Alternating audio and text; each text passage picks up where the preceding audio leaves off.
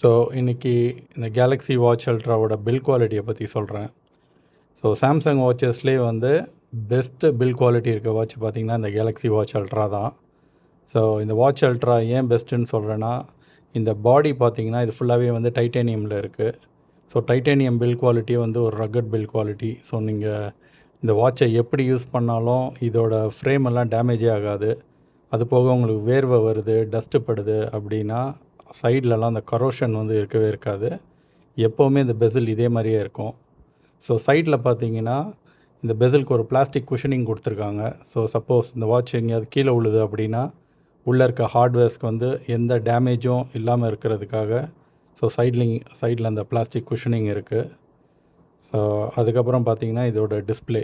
So இந்த display class வந்து அவங்க சஃபயர் கிளாஸ் யூஸ் பண்ணியிருக்காங்க. ஸோ சஃபயர் கிளாஸ் வந்து கொரில்லா கிளாஸோடவே இது வந்து ஒரு scratch resistant class. So life டைமாக இது வந்து ஸ்க்ராட்சே ஆகாது. மோஸ்ட்லி ஹை அண்ட் வாட்சஸ் எல்லாத்துக்குமே இந்த சஃபயர் கிளாஸ் தான் யூஸ் பண்ணுவாங்க, கொரில்லா கிளாஸ் யூஸ் பண்ண மாட்டாங்க.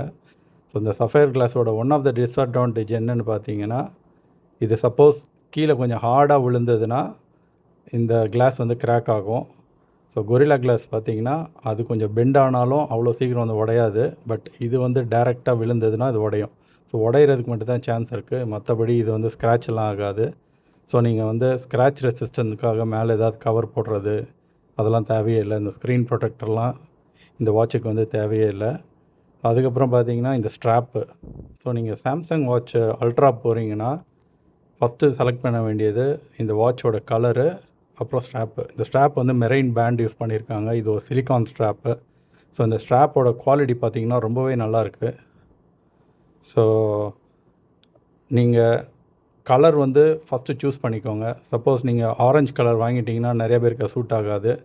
ஸோ கொஞ்சம் ஏஜ் பர்சனாக இருந்தீங்கன்னா அந்த ஆரஞ்சு ஒரு மாதிரி இருக்கும். ஸோ நீங்கள் வாங்கிட்டு அதுக்கப்புறம் ஸ்ட்ராப்பை சேஞ்ச் பண்ணிக்கலான்னு பார்த்தீங்கன்னா, இந்த ஸ்ட்ராப் வந்து ஒரிஜினல் ஸ்ட்ராப் ரொம்பவே காஸ்ட்லி.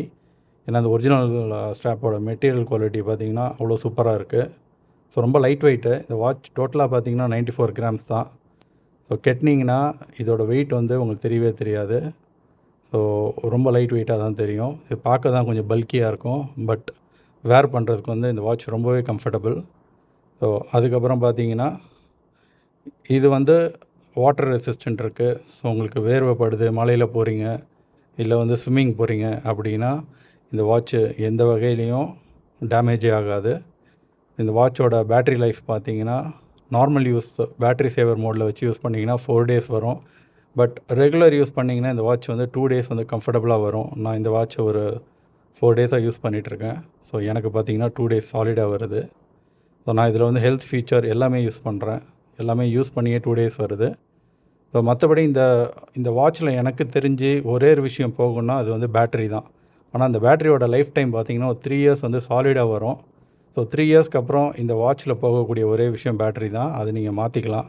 மாற்றினீங்கன்னா இன்னொரு 3 இயர்ஸ் யூஸ் பண்ணலாம். ஸோ டோட்டலி இந்த வாட்ச் வாங்கினீங்கன்னா ஒரு 6 இயர்ஸ் நீங்கள் சாலிடாக யூஸ் பண்ணுவீங்க. இந்த வாட்சை ரீப்ளேஸே பண்ண தேவையில்ல.